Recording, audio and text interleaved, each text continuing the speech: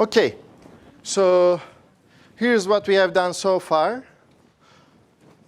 We have, on one hand, very simple random variables, which are Bernoulli random variables. Okay? On the other hand, we have arbitrary numerical random variables. Okay? So if you have an arbitrary numerical random variable,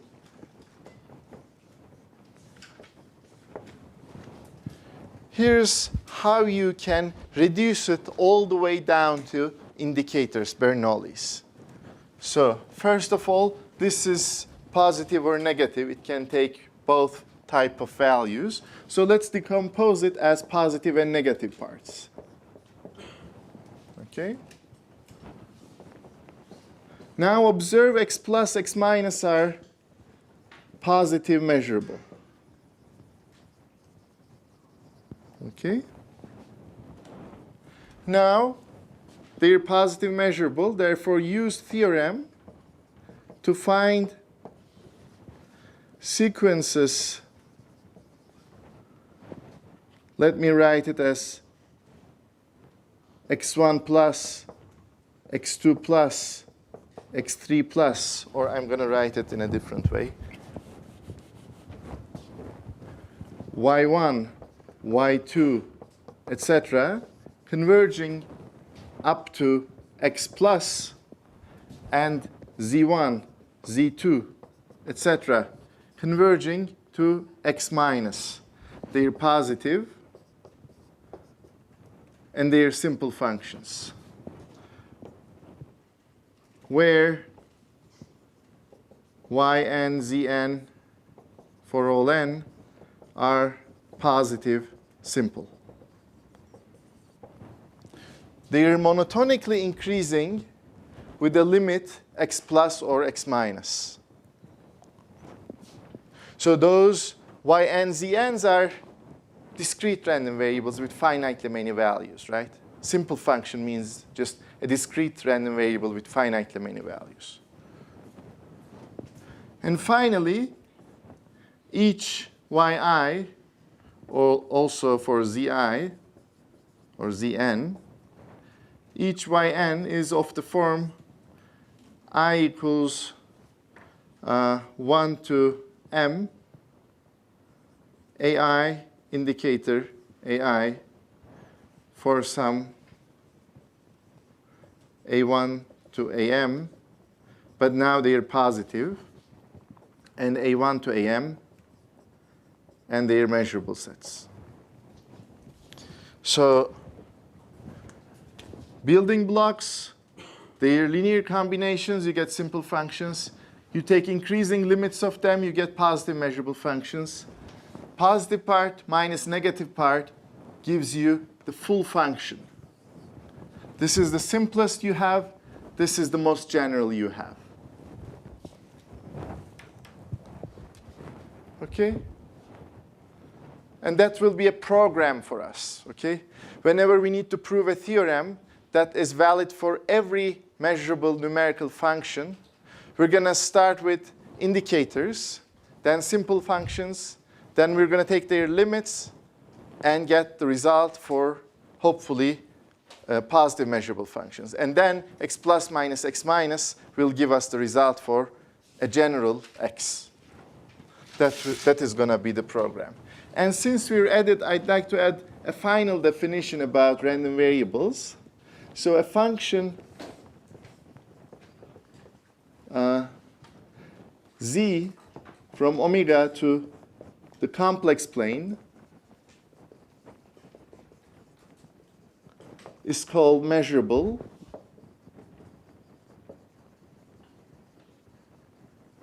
if its real part and imaginary part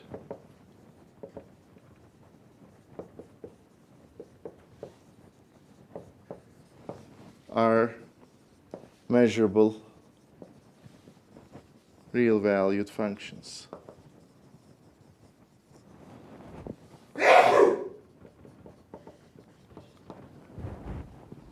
So remember real and imaginary parts.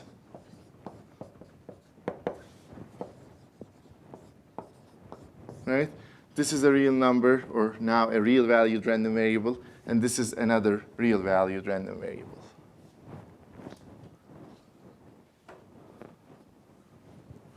For instance, let me give you an example of a complex valued measurable function, e to I x, which is cosine x plus I sine x.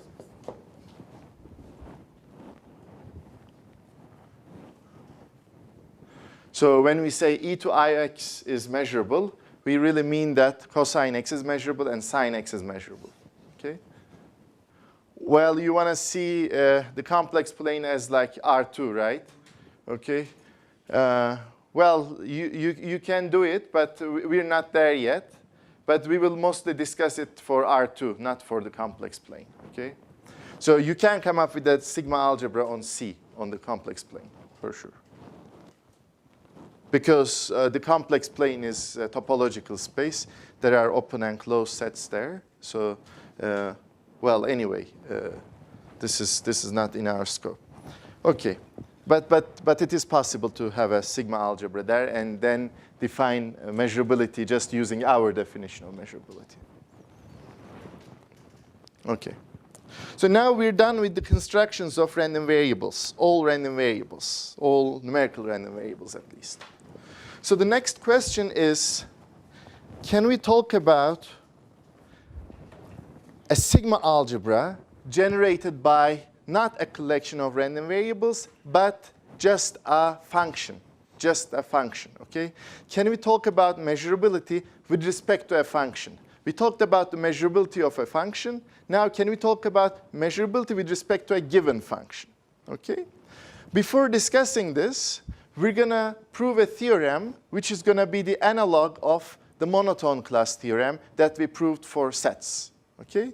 So first, our next task is to prove a monotone class theorem for functions, for random variables, and then we're going to apply it to discuss measurability with respect to a given function. That's the program for the rest of the day. So let me pass to here. So it was the first section of the second chapter. Now it's the second section of the second chapter. Monotone class theorem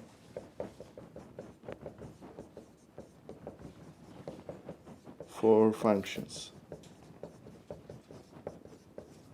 Let me first recall what monotone class theorem for sets was. So if you have a pi system, which is a subset of a Dynkin system, then the sigma algebra generated by the pi system is also a subset of the Dynkin system. So here, this is a pi system, and this is a Dynkin system.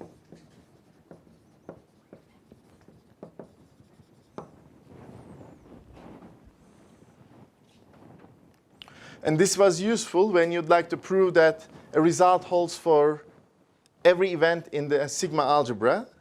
But you have a pi system that generates the sigma algebra. Therefore, you start by showing that the result, the property, holds for every event in the pi system. And then you prove that the collection of all sets satisfying this property is a Dynkin system.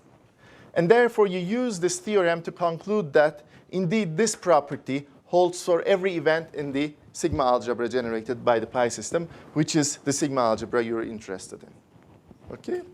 So our aim is to prove an analog of this. So aim, prove an analog for measurable functions.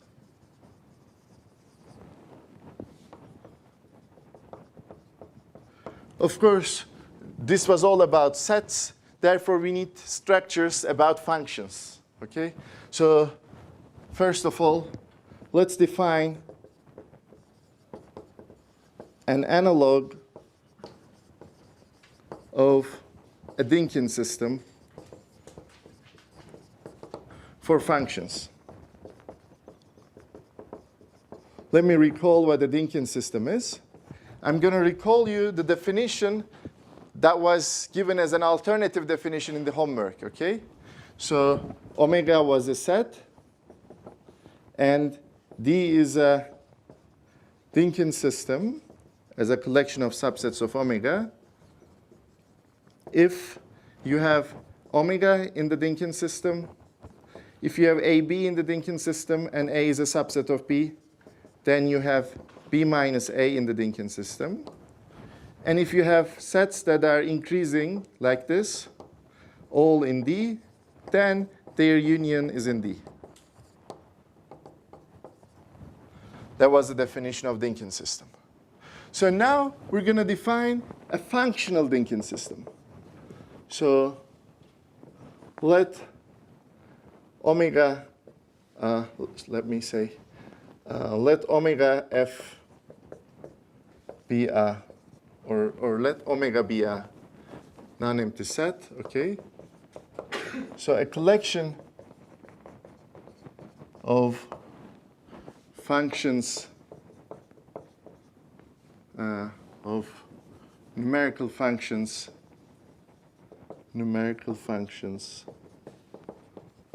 on omega is called a functional Dynkin system, or a Dynkin system of functions, if we're going to cheat from those properties, okay? So what is the random variable version of omega? What is the random variable attached to omega? If you have an event, what is the random variable attached to an event?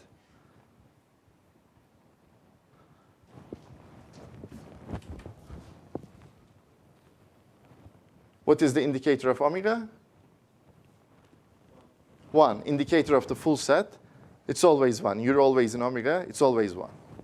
So we're going to say 1 is in a collection M of measurable function, M of functions.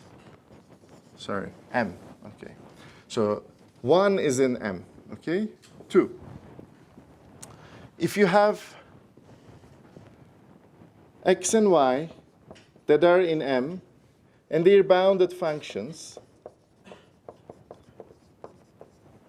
and if you have a and b that are real numbers, then ax plus by is in M. So this is a little bit similar to this, because if you look at the indicator of b minus a, it is indicator b minus indicator a, since a is a subset of b. So indicator of b minus a is indicator b minus indicator a. And indicators are bounded functions because they only take values 0 and 1. So this is the generalized version of it. If you have bounded functions in M, and you take their linear combinations, you get another function in M. Okay? This is the analog of property 2 in the Dynkin system for sets in the functional Dynkin system.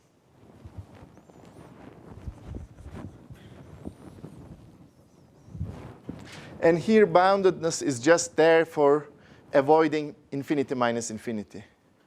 If you allow for unbounded functions, if you allow for plus infinity minus infinity, you might get into trouble. Okay. So the last one is that if you have functions that are positive and increasing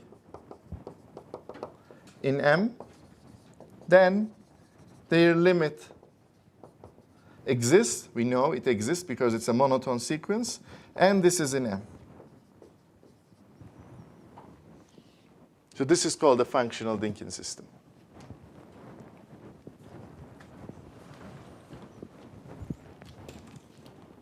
So there you see the monotone class theorem for sets. Let's write the monotone class theorem for functions. We're going to start with the Dynkin system, but a functional one. So let D be a, M be a functional Dynkin system.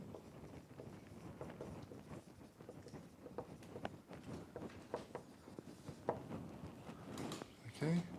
Let pi be a pi system on omega with f equals sigma pi, sigma p, just like here. Okay. The claim is as follows. So then we have the following. So if you have indicator of A in M for all A in the pi system, then you have X in M for every positive or bounded F measurable function X. So the one for sets says if you have all sets in the pi system is in the Dynkin system. The one for functions says if you have the Bernoulli random variable attached to every set in the pi system is in the functional Dynkin system, because now it's a set of functions, so therefore we have to look at the indicator of it. The end result is that in the set version, the end result was that the Dynkin system contains all F measurable. If you call it F, it contains all F measurable sets. Now, the functional version says M, the functional Dynkin system, contains all F measurable functions, positive or bounded. Okay? Positive or bounded. Okay. We are given what? We are given that, we are given something like this. So indicator of A is in M for all A in the pi system. Let's first use, as a step one, let's use the monotone class theorem for sets to prove that indicator of A is in M for all A in sigma p, which is F. Not for all P, this is already given, but for all A in sigma P.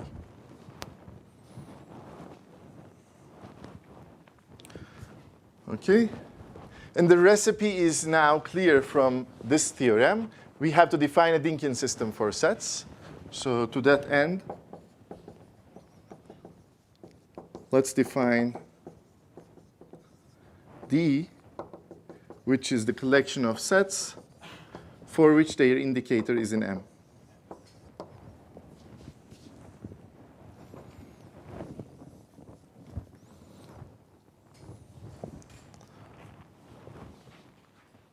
So if we can, so let me write, we are given the pi system is in D because indicator A is in M for every A in P. Show D is a Dynkin system. Okay. And this is an exercise, as usual, right? And the conclusion is that, so sigma p, which is F, is in D. In other words, indicator of A is in M for all A in D.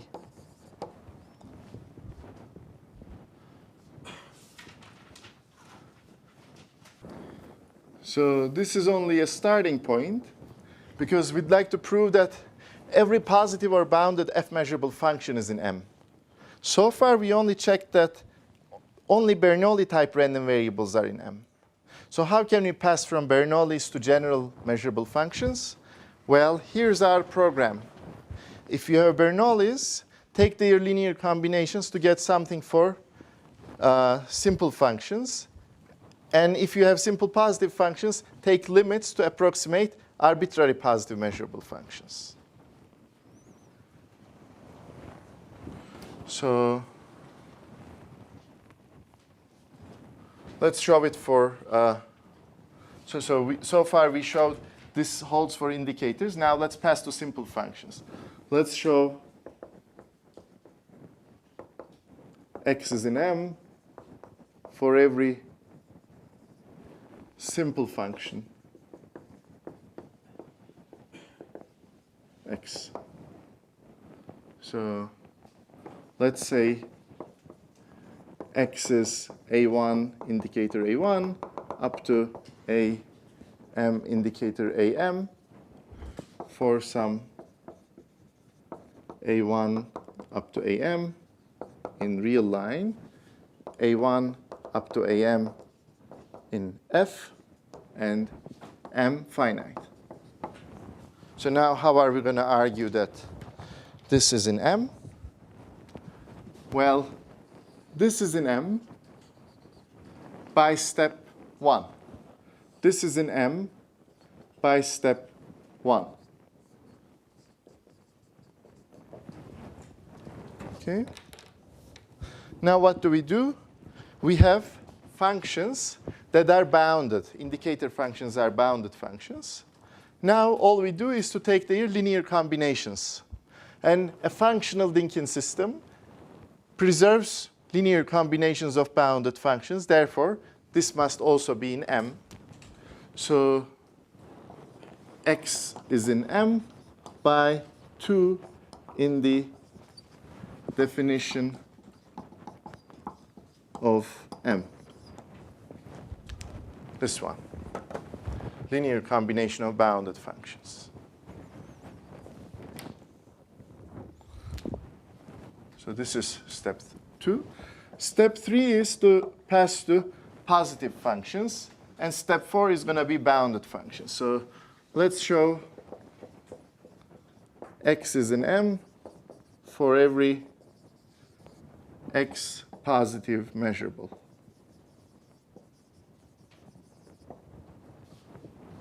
So now what is the argument?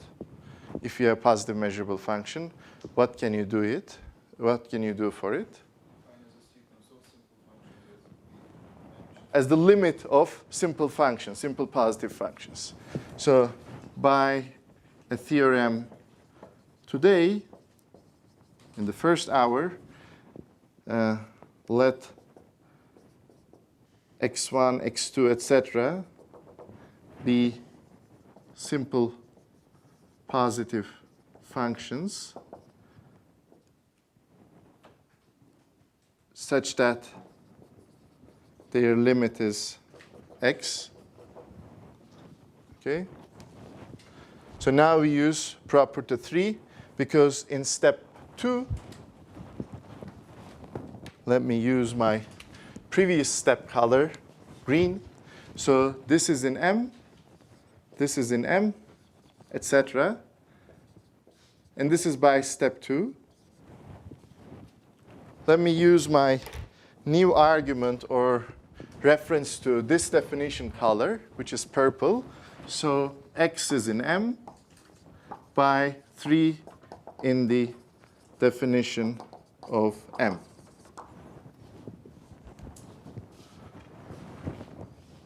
They are positive, they are increasing, they have a limit, and they are all in M. Therefore, their limit must be in M. Let's do the bounded case. Finally, the bounded case. So step 4, let's show x is in M for bounded measurable x. Well, if you have a bounded measurable function, this is not necessarily positive. What you can do is to write it as the difference of x plus and x minus. This is also in our program, right, in our remark. So since x is bounded, x plus, x minus are also bounded. X plus, x minus are also positive, measurable. Therefore, by step, first of all, from here, by step 3, x plus, x minus are in M. But furthermore, they are bounded. Therefore, I can look at their difference by number 2. They are bounded, and they are in M. So by 2 in definition of M, x, which is x plus minus x minus, is in M. And we're done.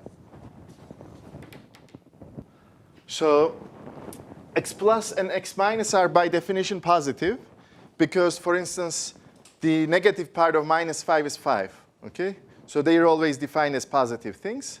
They are measurable because x is the maximum of x and 0. Okay?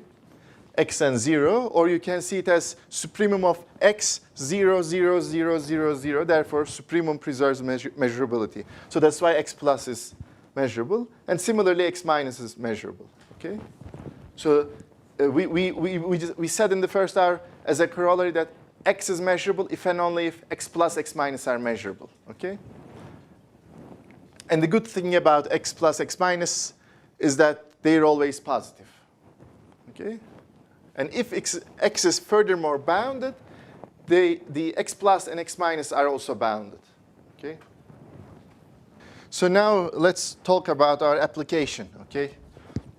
So there are many places that you can use this theorem, but I'd like to illustrate it for one good reason today. Okay? And this is measurability with respect to a given arbitrary function.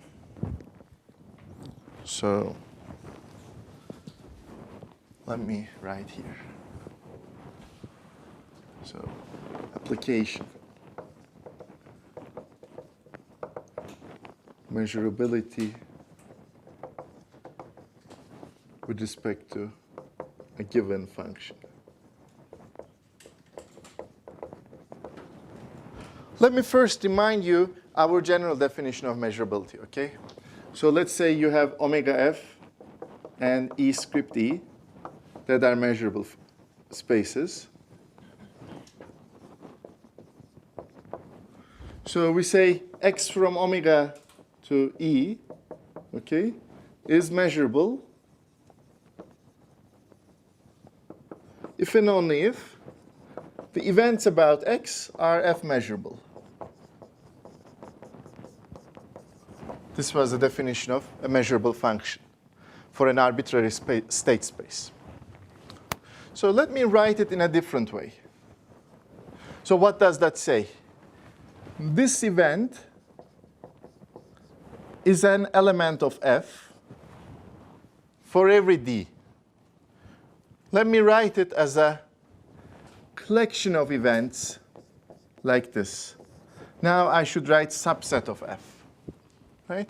This collection of events, namely the collection of all events about x, this collection is a subset of f. We're going to give it a name. We're going to give it a name.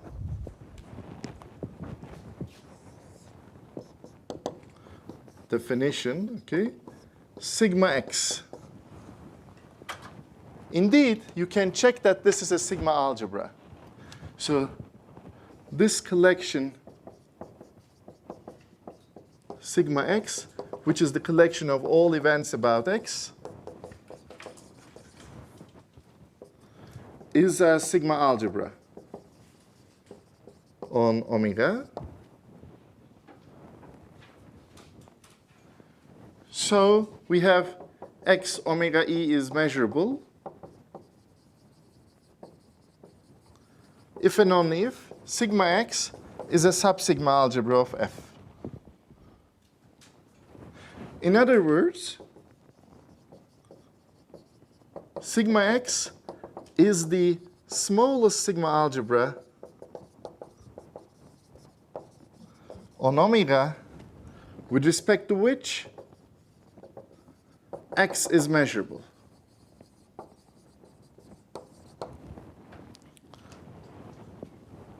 So start with arbitrary function on omega. Don't specify a collection of interesting events. Don't specify f. Create your sigma algebra yourself by looking at all events of this form. Of course, you need a sigma algebra on the state space, like the Borel sigma algebra. This is natural. This comes very naturally in general, right? If you have a numerical set, if you have R, for instance, R bar, or an interval, a discrete set, and a sigma algebra comes for free, naturally. The question is, what is the sigma algebra here? Should I start with an a priori sigma algebra, or should I create it myself, given my interesting function x? So if the only interesting function for you is x, if you're just doing an analysis about x, just be minimal, okay? Just create the smallest sigma algebra with respect to which x is measurable. And this is the sigma algebra, sigma x. It's the collection of all interesting events about x. And that's a sigma algebra. So just remember our comments about sigma algebras generated by collection of sets. You can also say here that this is the information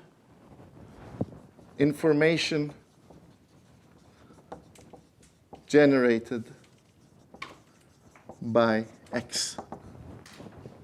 You can see it as collection of interesting events about x.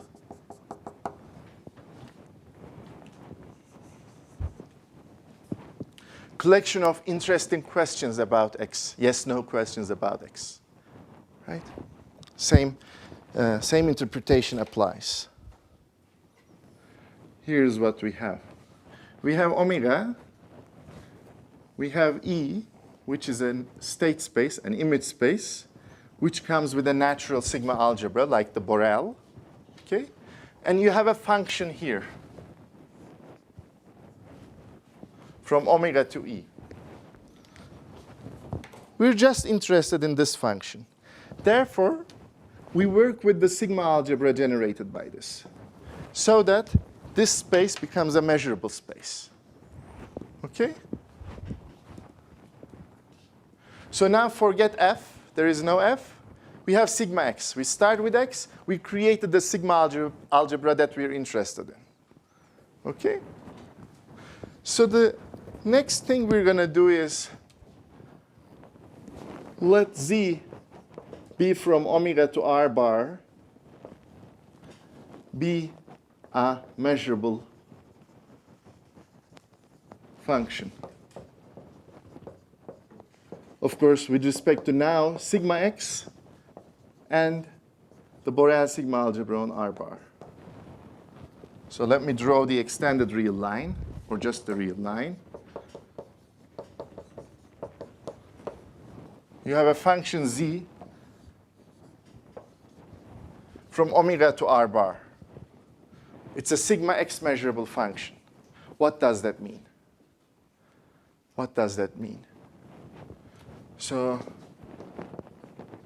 z less than b is a set in sigma x for all b.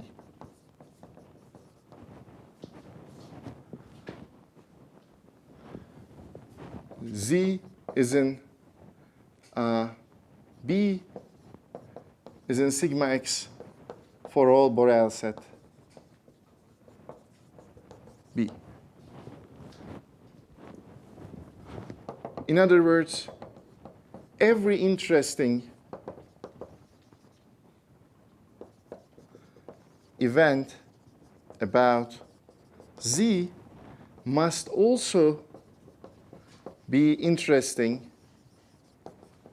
for x, or it must be determinable from the information generated by x.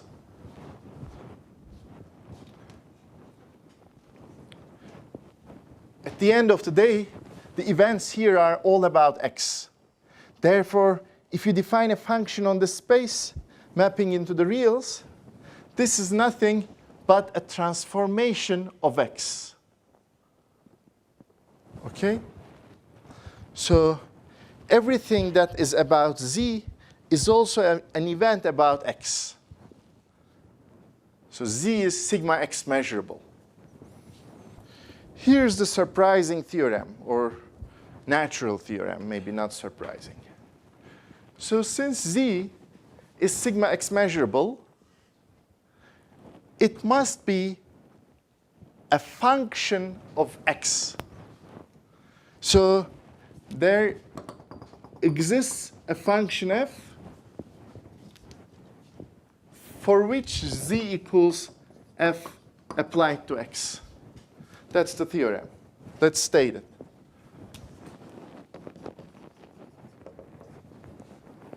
Z omega r bar is sigma x measurable if and only if there exists a function, a measurable function,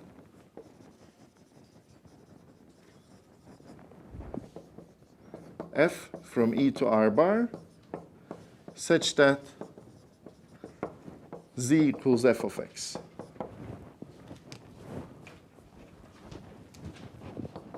That's the beautiful theorem. Okay? So that characterizes measurability with respect to sigma x. Okay? Of course, measurability of a numerical function with respect to sigma x. It is always a transformation, maybe square, maybe cube of x.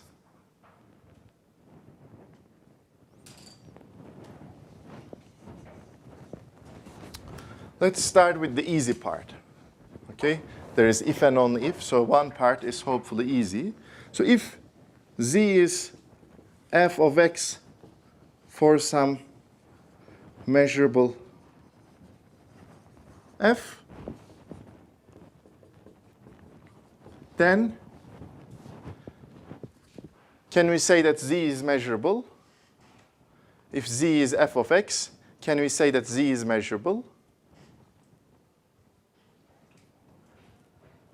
Why?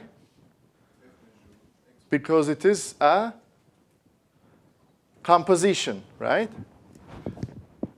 Then z is measurable. Well, let me say sigma x measurable. Since it is a composition of measurable functions.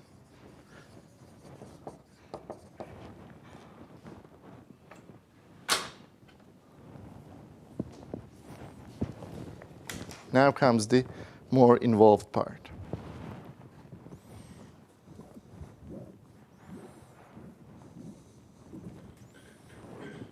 So let's now prove every z, every sigma x measurable z is of the form f of x for some measurable f. And we're going to use monotone class theorem for functions. So we're going to define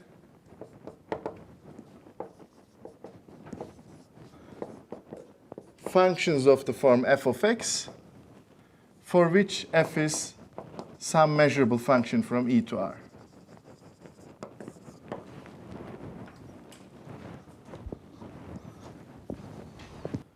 Okay. Let a be in sigma x, okay?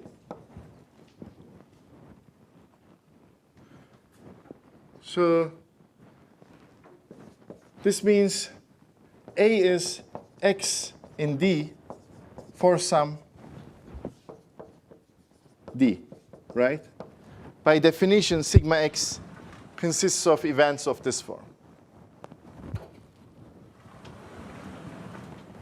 Therefore, I can write indicator of A as indicator of x in D, or indicator of D applied to x, right? So this is our f now, is measurable. So measurable.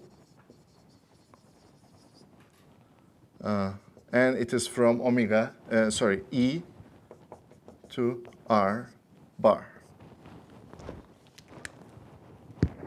So what did we prove? Therefore,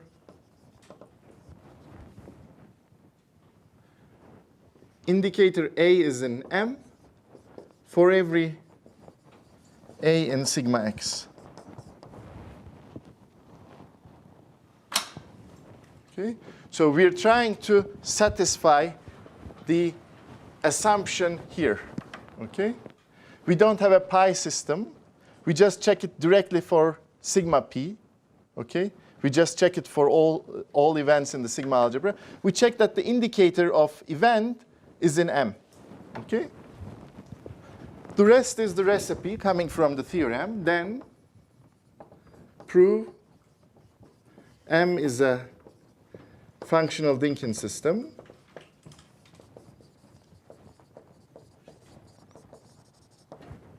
So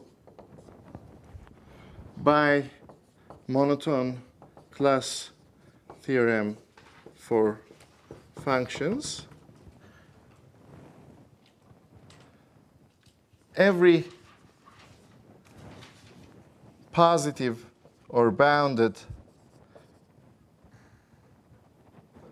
sigma x measurable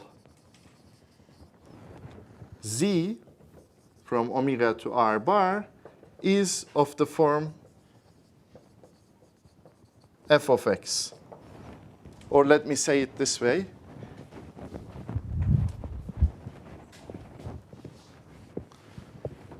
Every positive or bounded sigma x measurable z is in M. Therefore, it is of the form f of x. So what does it say? What are we supposed to prove? Every sigma x measurable z from omega to r bar without any condition on positive or bounded. So we proved so far that if z is positive or bounded, we are done. If not, we have to worry about it. So the last step is, so the final missing point is to check that if z is sigma x measurable, then we can show z is in M. And for this, you can write z as z plus minus z minus. And this is of the form f of x. This is of the form g of x. So you can see it as f minus g of x.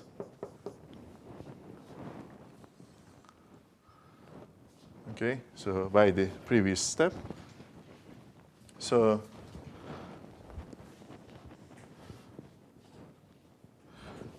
or you can see it as h of x, where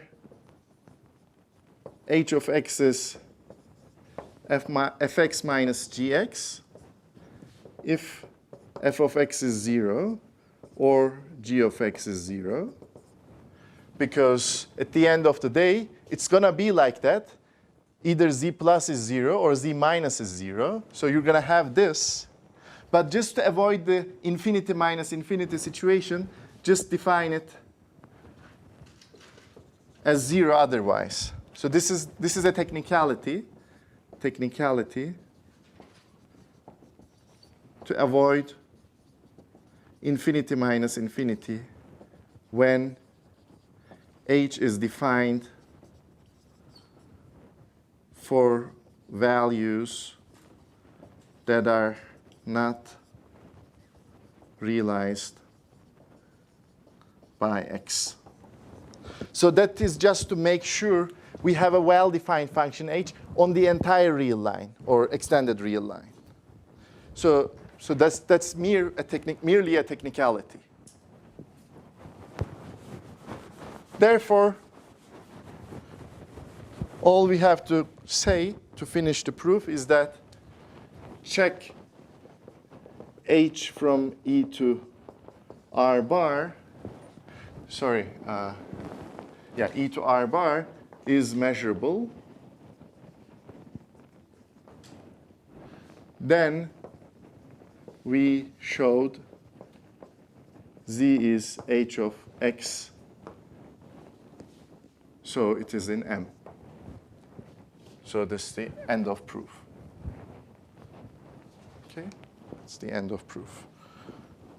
So the last part was a bit too fast, but you can just forget this h part. It's not that important. The important part is that you just decompose z as its positive and negative parts.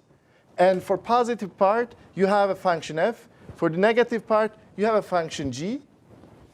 So whenever you apply f minus g to x, there is no problem, because either f of x is 0 or g of x is 0, because one of them is the positive part, the other one is the negative part. But you just have to make sure that this difference is a well-defined function on the entire e. Okay? So maybe for values that are not really attained by x, you have problem in the definition of f minus g. So just make sure to define it in a way to avoid infinity minus infinity situation. Okay? That's the technicality part. Okay? But the more important part is this decomposition into positive and negative parts. Okay? So we're done with measurability of functions. Next comes the integration theory, expectations. Thank you.